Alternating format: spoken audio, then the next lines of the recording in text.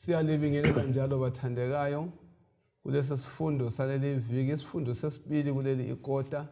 Silokho saqhubela phambili ngothumo lukaNkulunkulu kithi. Okhuluma lani umfundisi uJimlilo, inxusa engilawo bana baziveze. Salibonani isihlobo esithandekayo. Sibonga uNkulunkulu ovumileyo ukuthi sifike kulona leli viki sitatitsha okunye ngokwelizwi lakhe. Siphakathi kwendaba yona leyo Uthumo. Mina engikhulumayo ngoAmos Maforo.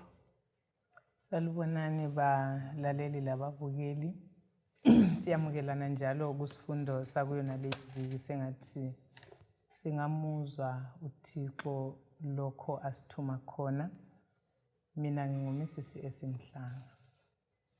Babukeli labalaleli ngiyalibingelela lonke kuzindawana zonke ngegama lenkosi yethu Jesu. Sithanda ukubonga ukuhlangana njalo kulona lolu thumo uThixo asinike lona. Okhuluma lani nguKlainos Maphosa. Ngizanxusa ukubana leli thuba sibe lo mthandazo andubana singene kulesi sifundo. Babo ingcwele okhona ekhaya ezulwini, sithanda ukukubonga viki ngeviki ukusinika ithuba elokubana sifunde sona lesi sifundo. Umthandazo wethu esilayo ukuthi utitshala umfundisi omkhulu umoya ingcwele asifundise. Bese kusithi lathi esiphakulela abalaleli lababukeli sona lesi sifundo sinxusa kubana usiguqule izimilo zethu. Ekupheleni kwalona lolu hambo uThumo usinike lona, siloyisa ukubana sonke sisindiswe ngenxa kaKristu siyakhuleka. Amen. Amen. Siyabonga bathandekayo ukuhlangana njalo kuleli Sabatha njalo khositshilo ukuthi kuSabatha lamhlanje sikhangela futhi uthumo lukaNkulunkulu kithi.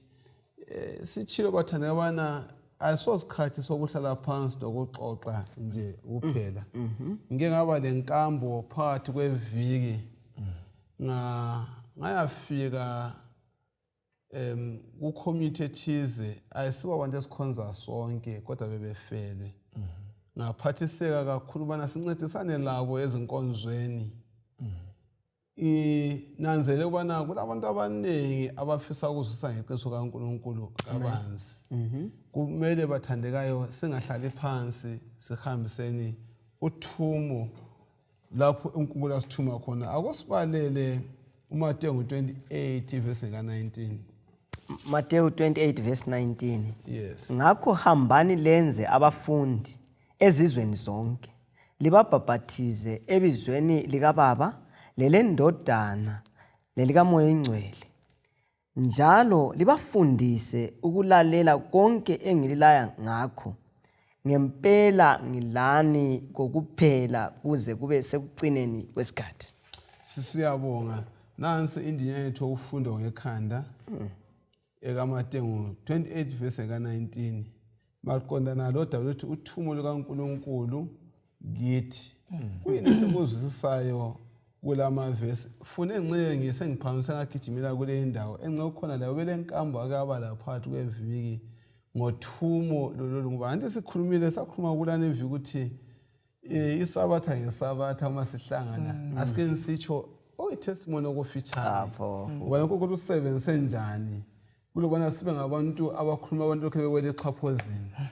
Yes, bese siyangena evesini yethu nale nxa ule umphakathi kothole inkambo la kahlana lakho ungasincedisa kakhulu. Mina inkambeni la umfundisi kodwa izangenelana le verse. All right. Uthumo lwethu luthe ngakho lina hambani. Mina ngibe lenkambo yokuthi uNkulunkulu in his wisdom ekukhalipheni kwakhe yikho esithi sihambe. Singamelele abantu ukuthi babuye. Ngenxa yani nxa sesifike ngale thina besenze house to house mfundisi ukungena endlini ngendlini sikhuluma ukuthi uJesu ngubani futhi ukhangelela ukuthi abantu benze malungiselelo bani ngokuza kwakhe. Nxa sifike ezindlini abantu ivangeli balifuna kodwa kunithathekise kakhulu ukuthi uNkulunkulu nxa isithi sihambe uyakwazi ukuthi kulezinto eziningi okuzamele siyezenzela abantu bakhe ngale. Ayisikho kukhuluma ivesi kuphela ukuthi uJesu ngubani. Sithola umuntu ogulayo mfundisi oyehluleka lokuthi enzeni uoperate kumsebenzela ama operations amangaki ngapha usezithwele okunyo kumela operate food odokotela sebelethe okunye thina silomthwalo mfundisi and nxa le yi-wisdom kaNkulunkulu ukuthi nxa sesifike ngale sizakwazi vele ukuthi abantu babotshwe yini bahlutshwa yini singakatsho ukuthi landelani uNkulunkulu. Uyayibona imethod kaJesu? Hayi awusoze ubabona. Futhi imethod yona leyo yokuhamba isinika kuhle ukuthi siye kwenza ngendlela uJesu asebenza ngayo. Ngoba ithi khona uJesu wayehambe ebantwini abona izinto ezihlupha abantu abe sebagcwalisela nxa sebehlalisekile abe sesithini landelana. So konke lokho asoye sikubone nxa sihleze emzini yethu sicabanga ukuthi abantu bonke kubalungile singamemeza sithi babuye kumbe ku-effort kumbe bathi bazabuya but banengi abehlulekayo ukuza ngoba uNkulunkulu vele thina katshona ukuthi simelela abantu uthe sihambe kibo. Right. Okunye ekuhambeni lapha kuthinta indaba yokuthi go. Yes. Nxa lihamba vele onguye othe hamba kuthi ukuthi usunihlwani kumlando. Ukuthi nxa uhamba kumele uyebangula ngoba uzahlangana lohlupho olukhona ngoba ezindlini lapha nxa ukwathinta uMrs Mhlanga nxa lingena house to house lingena ngendlu lihlangana lohlupho olutshiyeneyo. Uhlupho ozaluthola lapha kalufanani lozahlangana lalo phambili.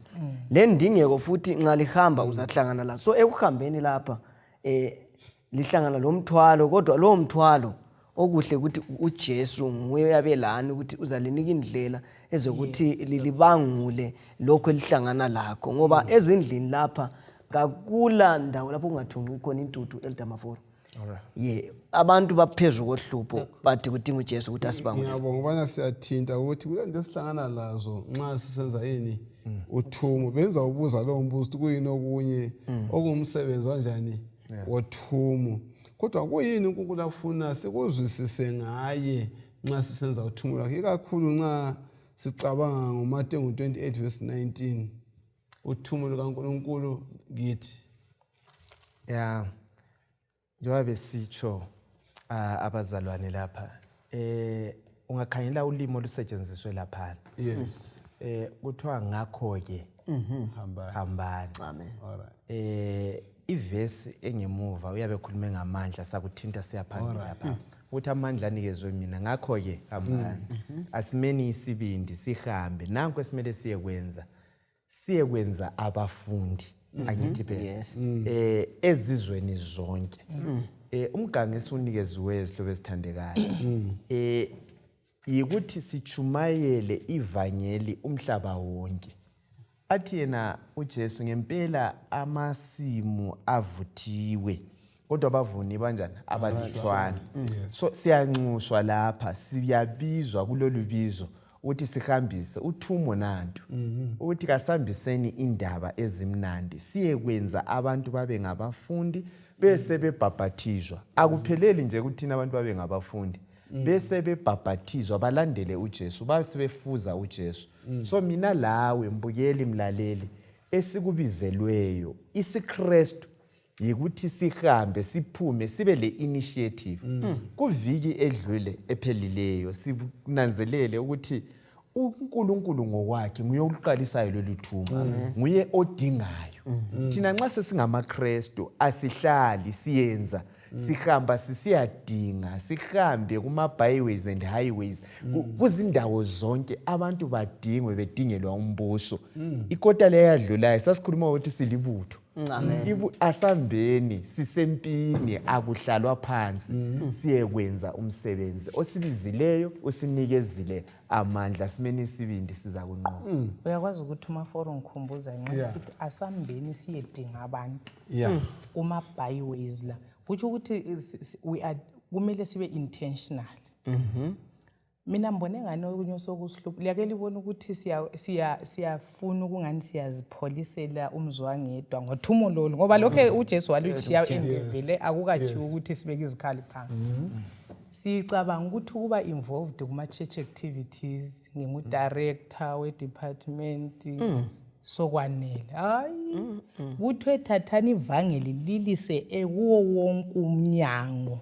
So asiphumeni vele church asiphumeni echurch sibe deliberate sibe intentional siyeqoqoda emzini abantu. Yes. Salibonani indaba esihamba ngayo nasi abantu bamazi uJesu. Ngithe ngifundisi ibisithi kulabantu abaningi abangasoze baze lapha esibabizela khona singaze sibanxusozani silomhlangano laphana wozani ngoba yikho esingani sibhizi ngakho. Kuzwa kahle wami uthi wena ayisikho kwabantu abathile lo. Hayi Akula boss la. Sonke sithunyiwe ukuthi njani bakithi asambeni. Udala webandla, umfundisi, ulilungu lebandla whatever.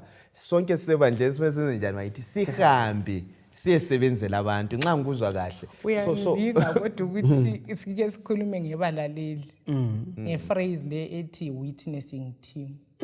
Alright.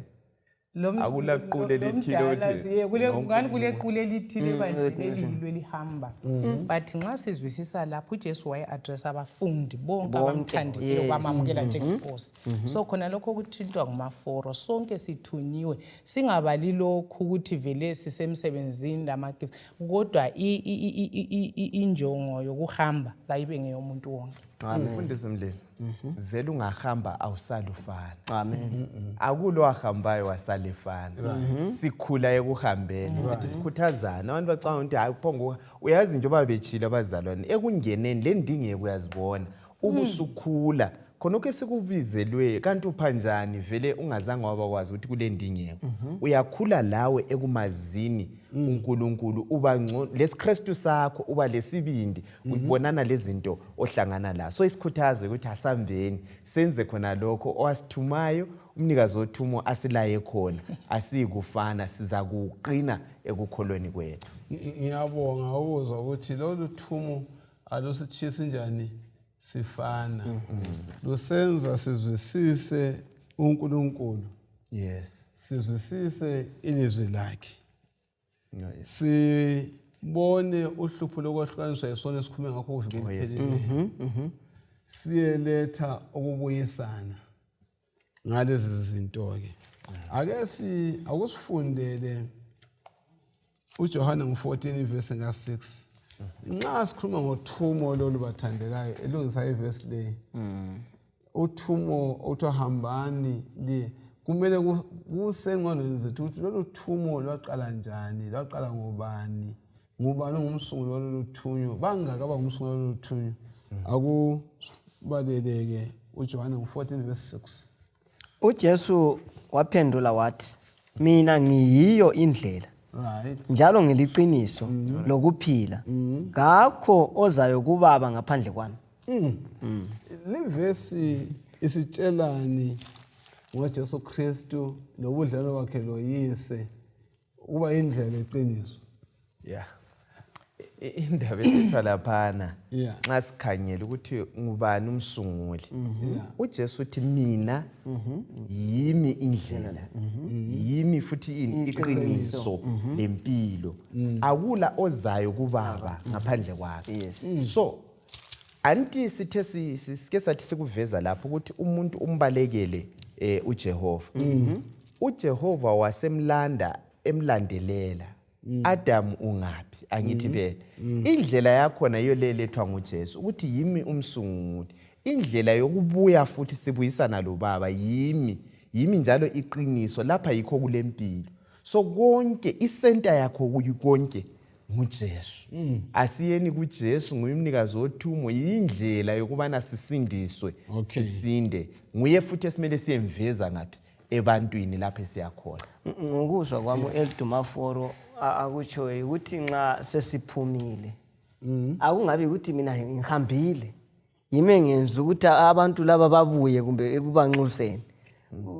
Esikuvezelwa lapha ukuthi yena uJesu ubehambela ukuthi umlimu lomoya ingcwele laye bonke bamunye.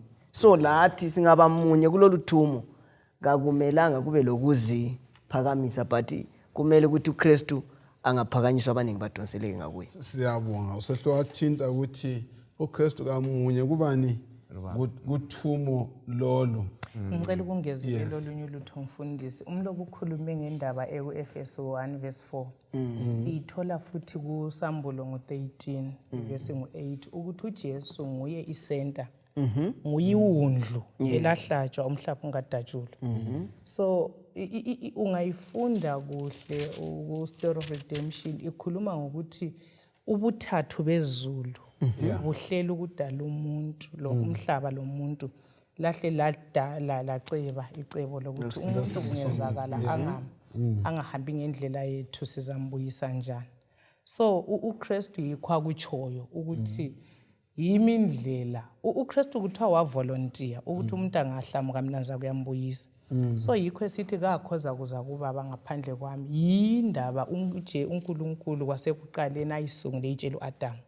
Adam lina lizabuza ngegazi and igazi kusitsho elikaJesu. Yikho sibona iOld Testament yonke igcwele indaba yemhlatshelo. Iveza ukuthi imishini kaNkulunkulu yikubuyisa umuntu abe lobudlelwano obupheleleyo lo muntu. So uKristu is there. Nguye isenta. Yeah, nguye sisindiswa ngaye. Ngiphinda ngicaba ngemfundiso ukuthi kulabantu abaluJesu. Kulabantu abayalayo ukuthi uJesu unguNkulunkulu.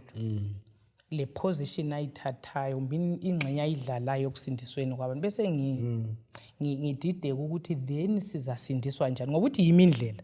So sibaleke sayale ekufeni nxa siphenduka sisize empilweni siza ngoKristu ngokumkholwa uKristu. So usathane usephica amaKristu sephica amakholwa ukuthi ayale indlela kaNkulunkulu yokusindisa umhlaba. Yeah, indawo ilethayo mhlobo Godhead lesithi iTrinity ubuthathu bukaNkulunkulu omunye awuphikisani kumission anti kubathi asenze umuntu Genesis 1:26 ngomfanekiso wethu asifuze. Sibona lapha so umuntu oyedwa okhulumayo lapha uthi kuGenesis 1 uNkulunkulu edala khona lapha uthi umoya ingcwele ohamba ukhona khona phana ubuye kubhabhathizweni kukaJesu. Umoya ingcwele uyabonakala unje sejuba. Yes, izwi likaNkulunkulu liyazwakala indodana lapha. Uzananzelela ukuthi ekusindisweni komuntu nxa sibuya kuverse yethu esibalile imemory indijana yokwazeka ngekhanda. Ukuyo ukuthi libhabhathize egameni likaBaba indodana yomoya ingcwele. Ngobuthathu bukamoya ingcwele. uJesu esuka khona uyakhuluma futhi ukuthi angike ulichiya lodwa umoya ingcwele uzakuza nyanga.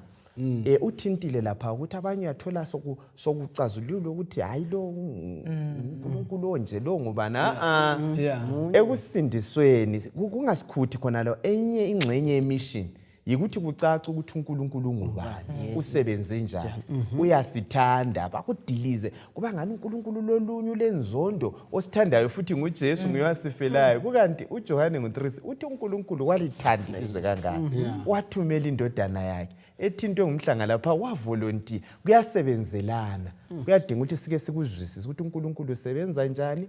uNkulunkulu oluthando osithandayo osihlengayo olokho esilandelela.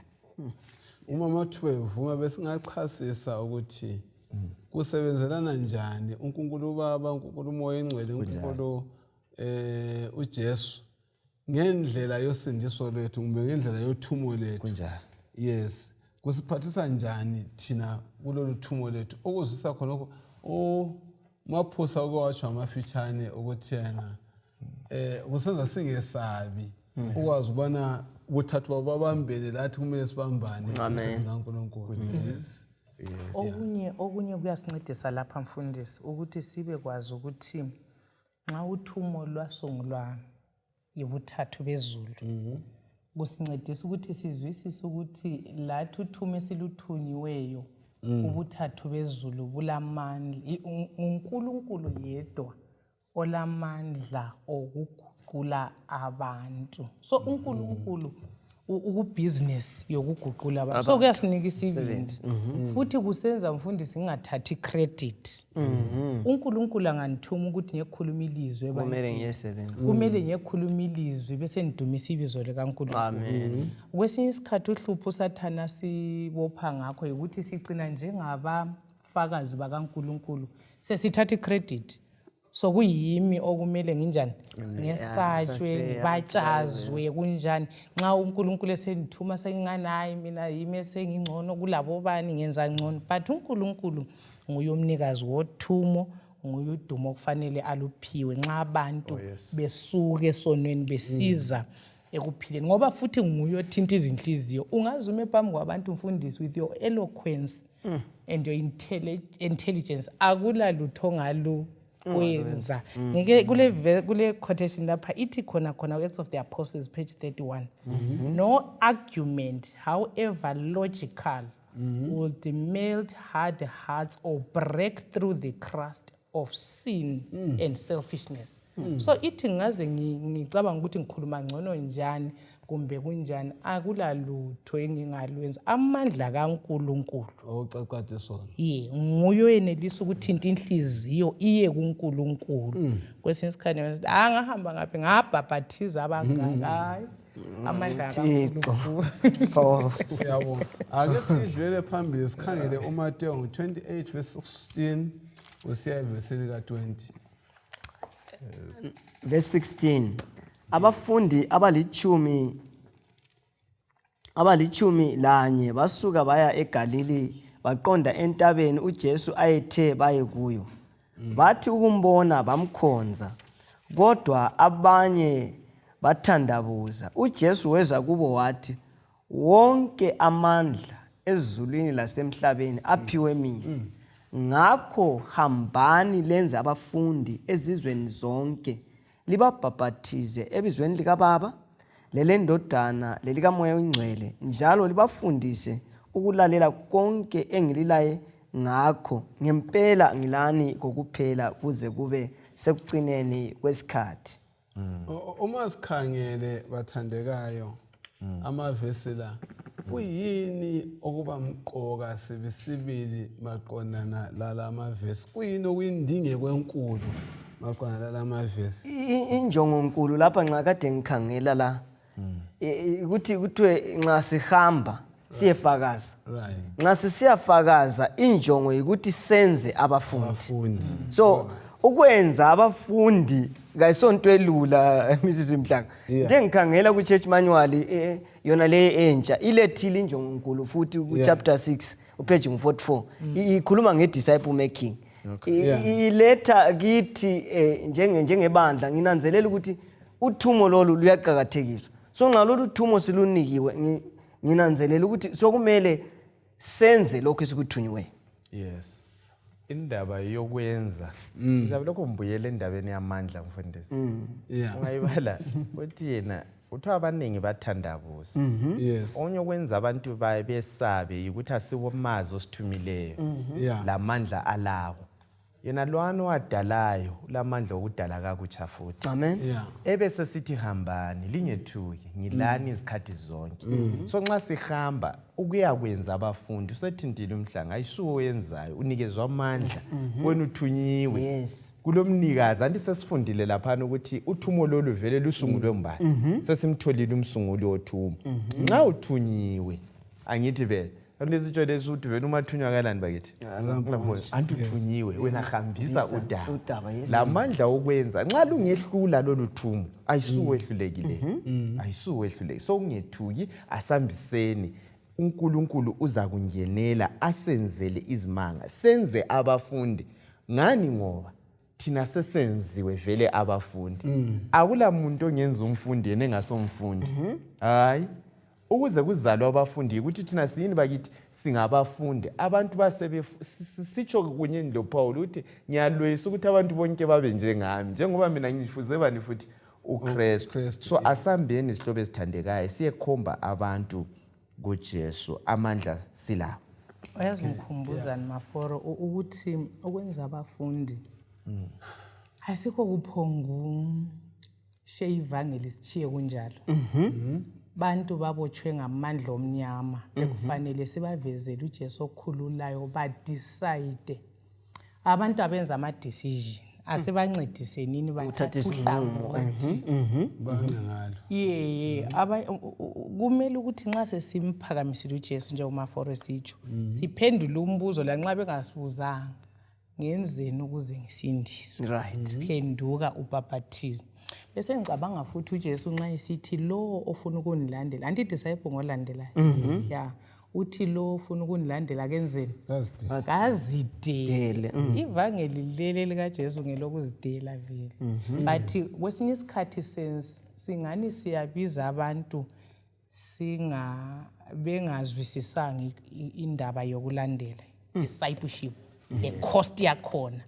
Sikhanye sisehluleka bahambe bachiye ukulandela uJesu. So kasibancedise nini ukuthi bazidele, bathatha isiphambano sikaJesu nsuku zonke banjani bamlandele. Sincedise abantu ukuphila ngelizwi likaNkulunkulu layo ngokulaya kwakhe, baphila impilo yokutandaza, yokudela isono leyokufakazela uJesu. So kuzasincedisa ukuthi bagcinakale besendleleni belandela insuku zonke. Ngokuzwa kwami Mrs. Mhlanga, nginanzelela ukuthi thina abantu siyabafundisa nxa kuyisikhathi sokuthi sibadinge, kodwa nxa sebebuyile asisabalandeleli.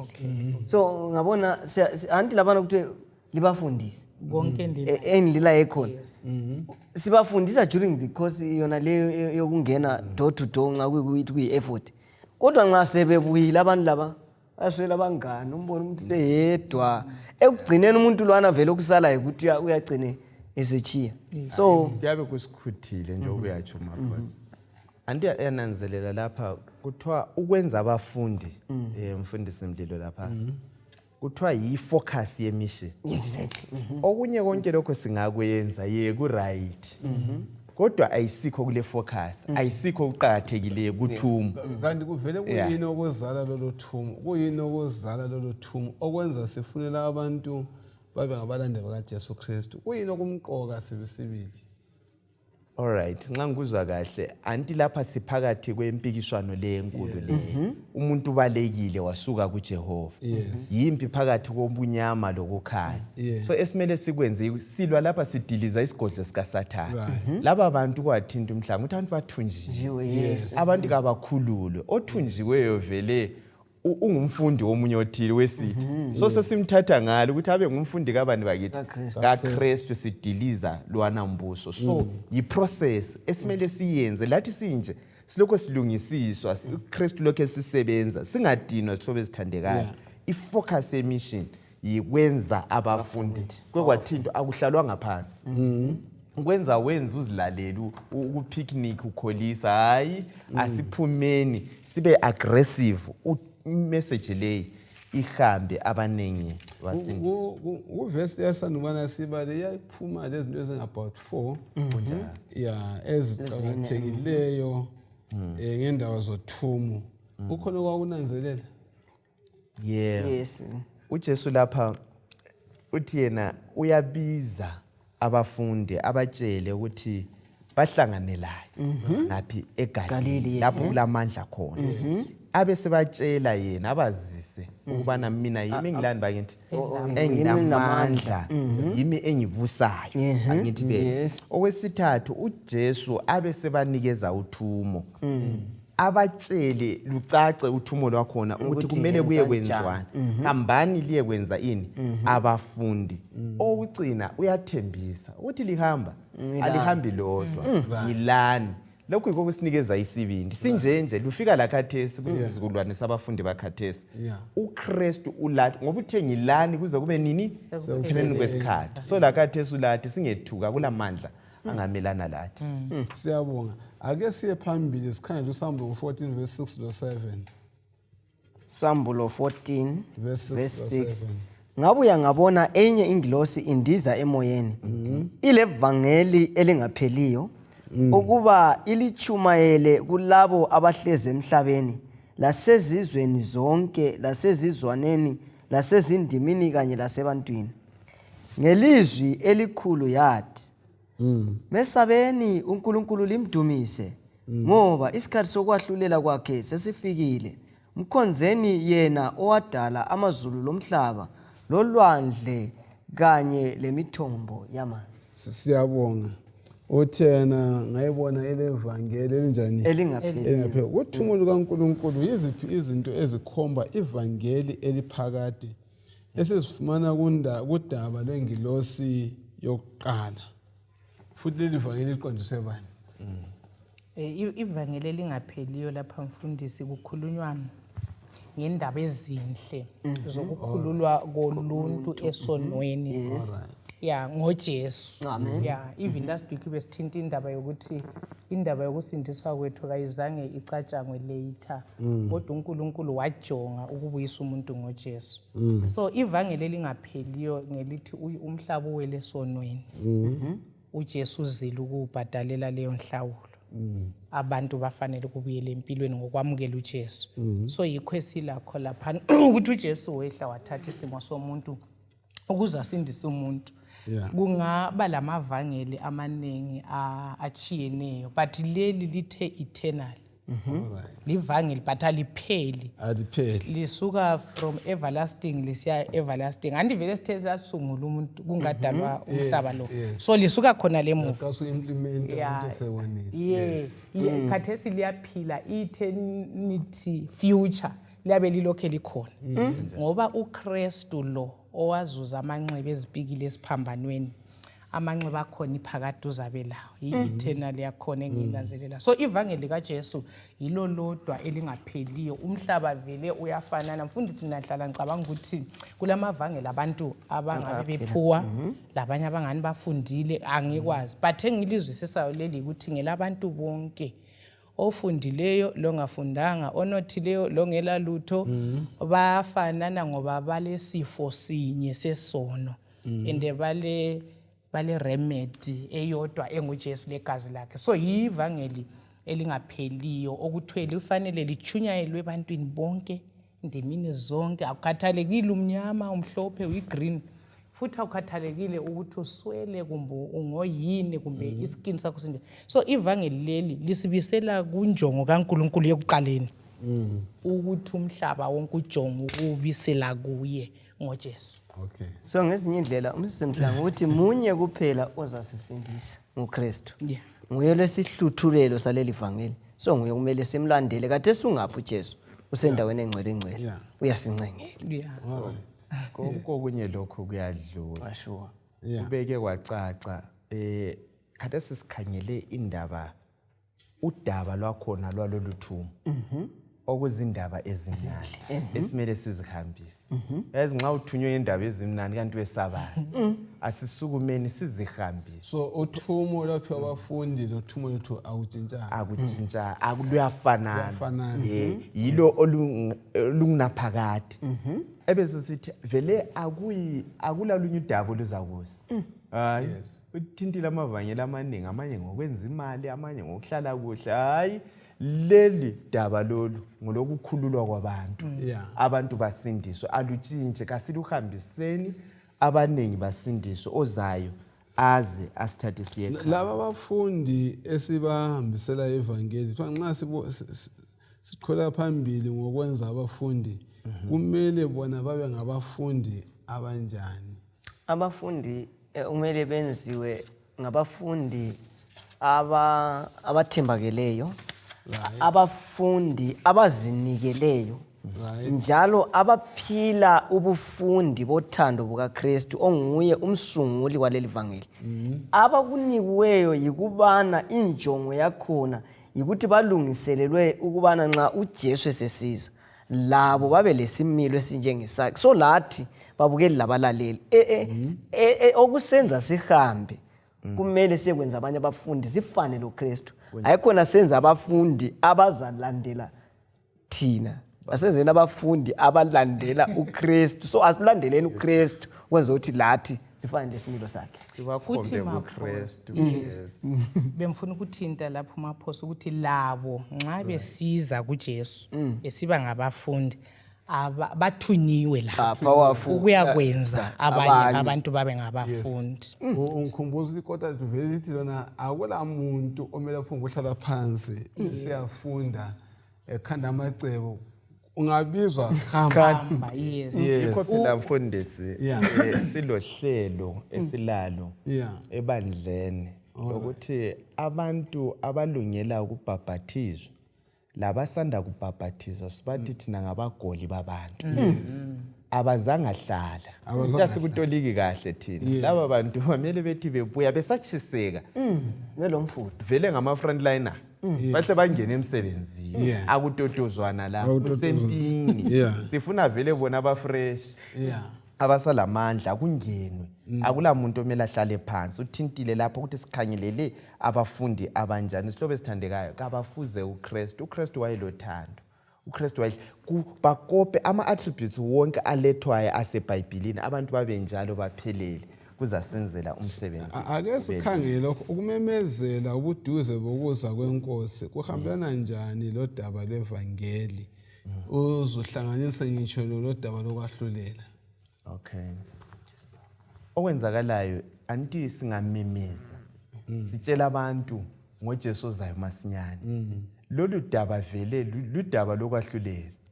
Luphelele ngoba singakhangela ukuthi impikiswano le iqalisele nga imele ibe lesiphetho phela ukuthi yaphetha njani iphetha kube lokwahlulela ukwathinta ngibona nguMrs Mhlanga ethi ukuthi abantu bamele bakhethe impilo ukulahlwa kumbe ukusinda ngoba wonke umuntu ukhangelele ukuthi asindiswe kodwa uyazikhethela ngoba leli vangeli indaba lezi ezimnandi maphosa akula muntu obanjwa ngamandla akula muntu osindiswa ngenkani hayi kumele ukhethe ekukhetheni khona laphana vele kulokwahlulela khona pha nxa ukhetha impilo usukhetheni bayithi impilo engunaphakathi nxa ukhetha ukulahla ukhetha ukulahla so ukwahlulelwa kuza umuntu wonke sezilwe ivangeli kuba fair ekuthini uzwile wasukhetha angithi vele so i last message okungenza umhlaba lo ugoqo ukuthi ungaya kuMateyu 24:14 uthi umhlaba wonke usuluzwile lolu daba lwevangeli angithi vele kuphela lwesokusiza uyazi ngicela ukungezelela kulokho okukhulunywa ngumafo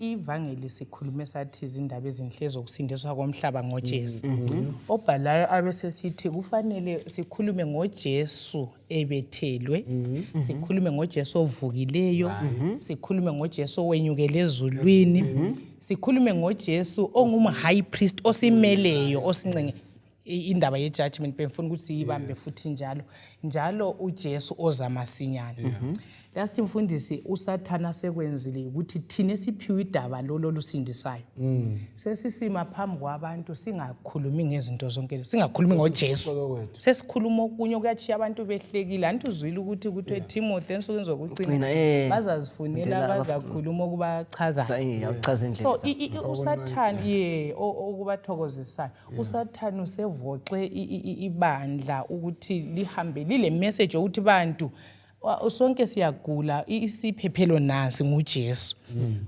kuyaba lesemoni mfundisi iphele uJesu engazange akhulunywe but uSister White nxa ekhuluma ngendaba yesenta ekungiKristu uthi amaye wonke la amaqiniso singakhuluma ngoElijah sikhulume ngewidow of Zarephath sikhulume ngaboNamani but uthi izinto zonke abantu abadonswe imfundiso yonke eseBhayibhelini vele mfundisi kuthintile last week i-thread yinye from Genesis to Sambulo nguKristu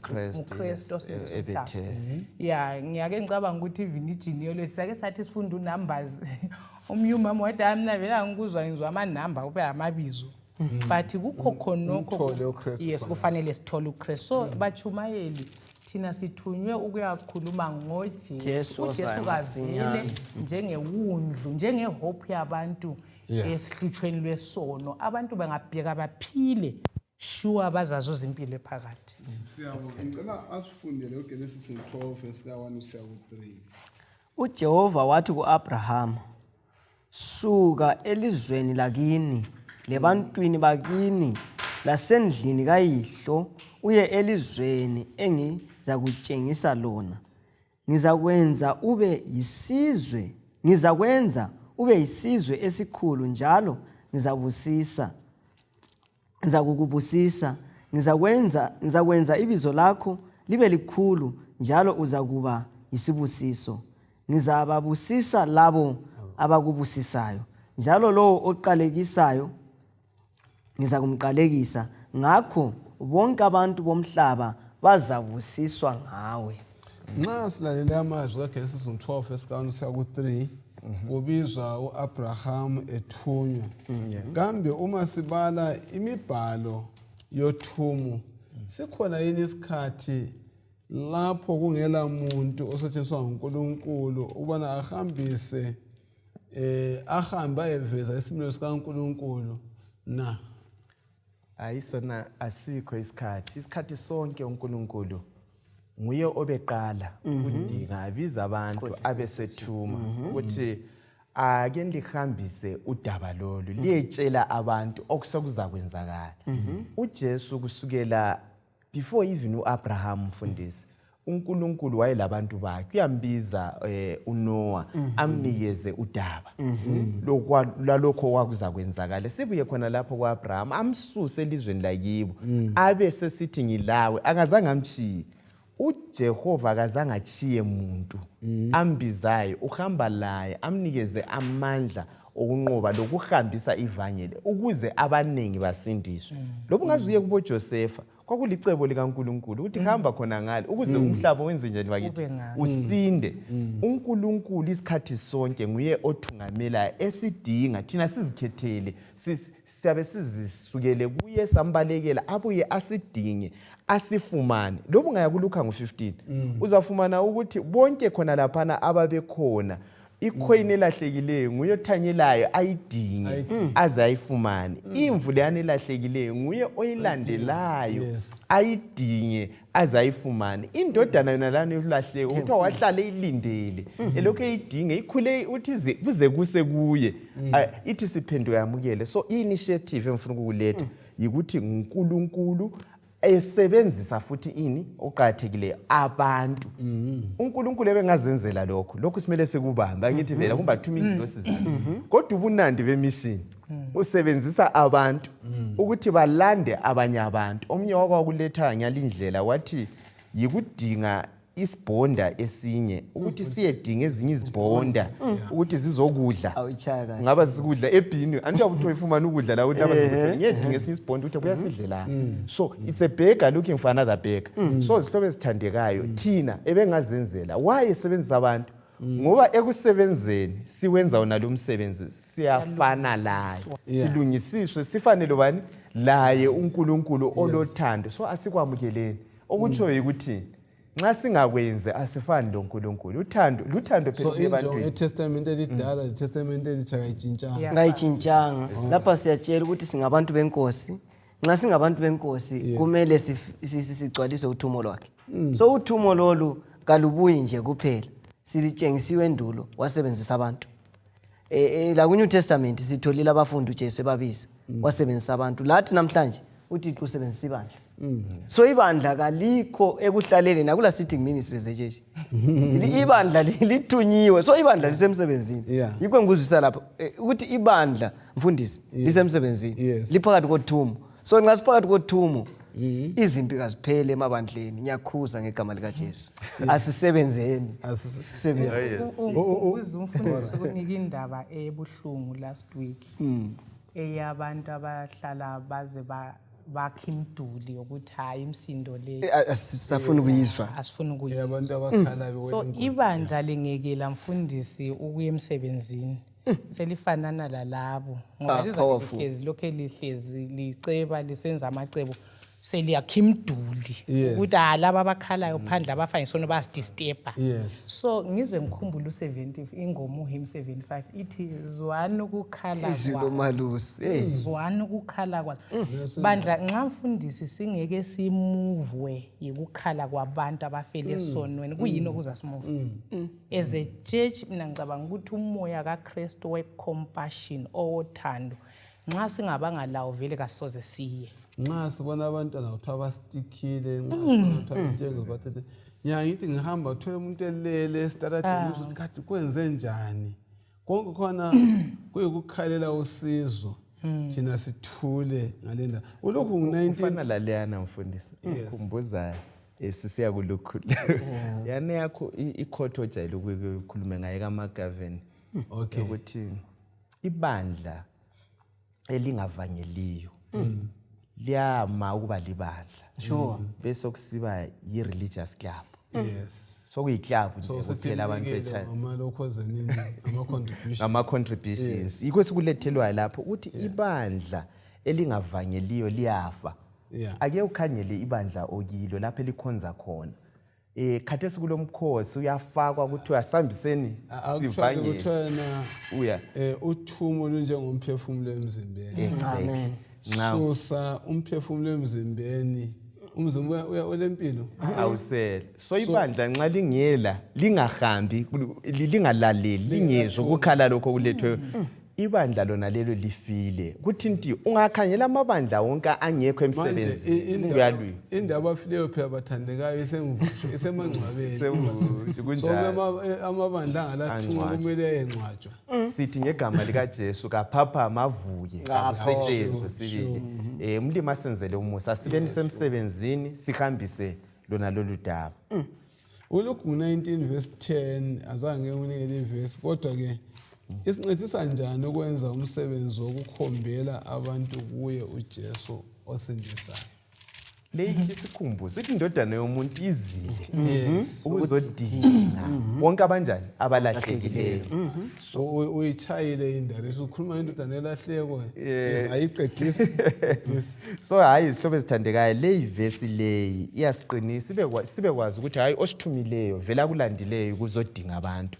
Sibakhomba kumuntu obadingayo. Kwesikhathi uhambisa abantu ongela ndaba la. Lo ule ndaba nguye uJesu osithumileyo ukuthi sihambe usilindele izihlobo ezithandekayo and ulungisile konke ukuthi senze njani sisindiswe. Bayazikhumbuza ukuthi ekukhombeleni abantu kuJesu ukuthi hey kulezinye izindawo obona amavangeli abizela abantu ebantwini. Antwini ababhubhayo uthola amathembethu ebantwini sesicwelela lokhu kwabantu ubani uyilokhu. Umuntu ofayo akhanye iphila empilweni yomuntu. Kodwa uJesu la asithume khona ukuthi thina nxa sesimamukele asikhombeni nguye yedwa impilo. Nguye yedwa lamandla okusindisa abantu. Siyabonga usifundele uSamulo 7 verse 9 to 10. Emva kwalokho ngakhangela khonapho phambili kwami kwakulexuku elikhulukazi okungela muntu owayengalibala livela ezizweni zonke lezizwaneni lasebantwini kanye lasezindimini zonke limi phambi kwesihlalo sobukhosi laphambi kwewundlu.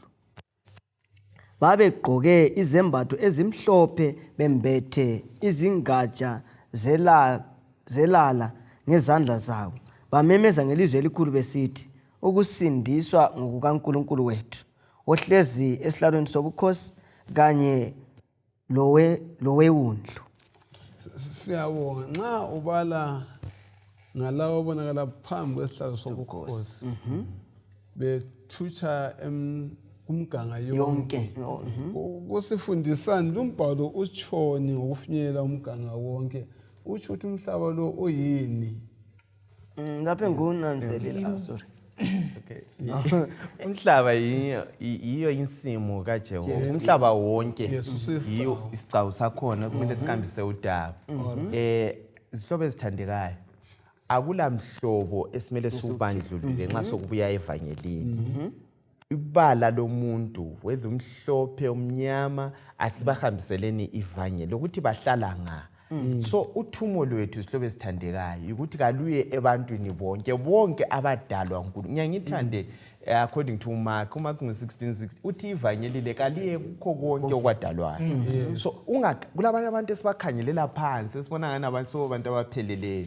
Udaba lolu bamele baluzwe basindi. So indonsela ngezinye indlela ayithinta amaforo indonsela yaleli vangeli ngeyokuthi sibuyisane sonke. Yikho libona la sekungeneni nxa sisevangelini kasikhethi izindlu. Ngobe kuhlaleni kwethu emalayinini imisisimhlanga kuhlezi abantu abaxubeneyo abasuka kundawana ezitshiyeneyo abanye wonke. So khonokhiyana kuyasivezela ukuthi leli vangeli lona ngokwalo kumele lingene ebantwini bonke. Uma siqathanisa uMateyu 28 verse 19 lo Samulo 14 verse 6 kuyini esekufundayo ngothumo langevangeli eliphakade? Yes, ivangeli leli esikutholayo mfundisi okunye okuqathekileyo sisanda kutsho khonokho ukuthi limele lihambe ngaphi emhlabeni wonke. Number 2 amandla silawo ukuhambisa lona leli vangeli ngithathekiswa futhi ku-Acts 1 verse 8 le echoyo ukuthi leli vangeli leli uthi yena qalisani eJerusalem qalisa lapho khona uyazi la abantu abathi ngifuna ukuyachumayela khatshana la echiya lapha njani bakithi akhona qalisela khona lapha i-order yevangeli ukuthi qalisa lapho khona sichumayeze izihlobo abangane omakhelwane sisuka lapho siye thina eJudiya siyetshela abanye abaseduze omakhelwane emakhaya kuyathiwa mission to mark asibalandeni sisakaze ivangeli ku-region kwamanye amadolobho luhambe lona leli vangeli bese sisiya la seSamaria lemkhawulweni wani omhlaba yikho lapho sithe uqathanise lo sambulo ngo-14 verse umhlaba wonke amaklasi wonke abantu kungakhathelekile ukuthi laba bantu bacebile lezi cha wonke umuntu kumele alizwe leli vangeli ukuthi uJesu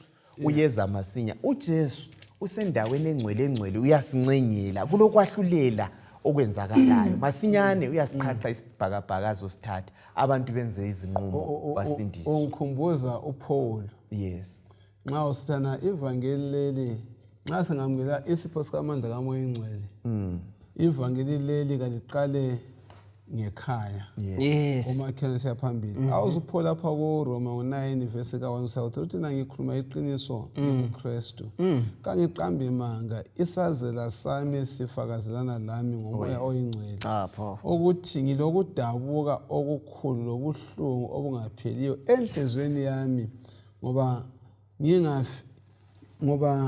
ngingafisa ukuba mina uqobo ngahlukaniswe loKristu ngenxa yabazalwane bami abangabangakithi ngokwenyama uPaul lapha bathandekayo uthi yena belibale lisebenza uthi yena ngafisa ukwehlukaniswa ngoAkhesti esilungwini nxa ususiya mbwani yesiGreek umele uthi athi anathema okutsho ukuthi kanginikele kuSathane ngilahlwe iphakade lonke isizathu sokulahlwa kwakhe ngesokuthi nxa engazange wazuza abangabangakibo abangenise ekukholweni yabona indaba yekho wathi ngelilanga uJohn Knox uthena ake linike eScotland funa kanjani ngife uhlupho lwakhe lubana ahambise ivangeli elicacileyo kwabantu bakibo aqayise kuzihlobo zethu ngithathe sona amagama akho ukuthi kumele sibe lokuchiseka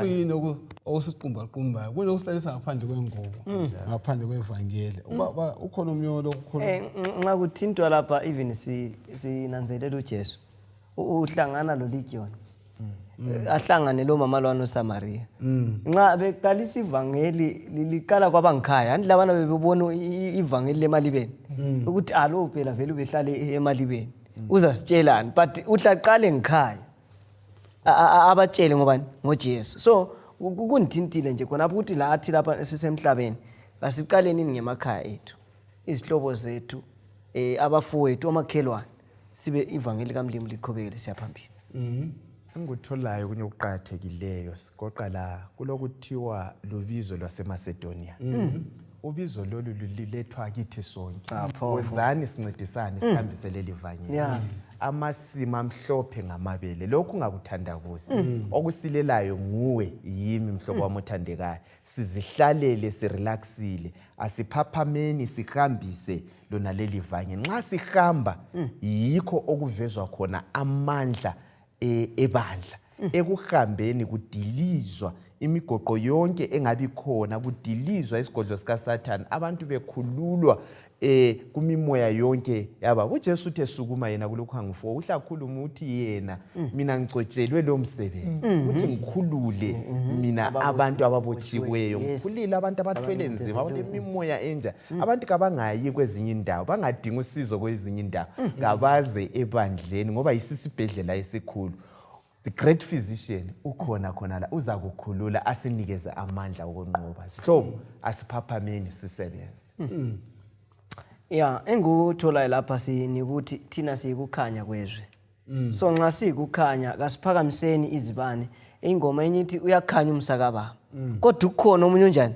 otshonayo so kuhle ukuthi thina siphakamisa izibane zethu kuzo zonke izindawo kuwo wonke umhlaba ukuze uThixo lokho asithume khona sikukhanyise, izibane zethu zingakhanya, umhlaba wonke uyaphendukela kuKristu. Siyabonga. Awakho ukugcina, ngiza kugcina bese ngikhuleka. Okay, esilakho-ke bazalwane ukuthi uNkulunkulu lo ozileyo ukusisindisa ngempilo yakhe ubefisa ukuthi ngalolu thando siyahamba siluveze kubo bonke esigudlana labo, kasingesabini ngoba othembisileyo uthe uza kuba lathi kuze kube sekupheleni kwethuba. Njalo udaba singalahleki bathandekayo, indaba nguJesu ofela abantu, osindisa abantu, and uJesu nguye yedwa lamandla okukhulula abantu esonweni, and uJesu ofana nayo uyeza masinyane ukuthi asithathe ukuze lapha esikhona, lapha khona lathi sibe khona. Siyabonga bathandekayo. Ngikhangela kakhulu uthumo lukaNkulunkulu kithi. Sesifundile kabanzi sakwazi ubana lolu thumo futhi kalusunguli ngathi lasungulwa nguye. Futhi uNkulunkulu azange abe lethuba lokuthi kungabe lomuntu odinga abantu bana basondele kuye ngothumo lwakhe. Nansi insilela yethu sonke omele siyenze. Asikhulekeni bathandeka bana uNkulunkulu asinika amandla okufinyelela izigaba esikuzo, i-community esikuyo. Senze ngabomu bana uNkulunkulu asiphathise siyezuza izihlobo zethu labomakhelwane bethu. Sisebenze singakhangelanga ulimi, sisebenze singakhangelanga iklasi yomuntu, sisebenze singakhangelanga ubana umuntu uvela ngaphi, kodwa sibadingele ukubana basendiswe. Kasicele kuNkulunkulu bana asivezele indlela yokuletha uthando ebantwini. Simcebana uNkulunkulu sincedise bana lokhu singakwenza ngayiphi indlela abaningi basendiswe. Asikho emakhanda sikhulekeni. Baba wethu othandekayo osezulwini lapha emhlabeni, sesizwile ngothumo lwakho kithi. Sicela Nkosi njengebandla singayami ngokwenza amacebo kodwa singenzi. Sifundise Nkosi ubana siyedinga imphefumulo eza kusindiswa. Lathi busosibusisa ngokufana nayo, egameni lakho ngiyakhuleka, amen. Amen.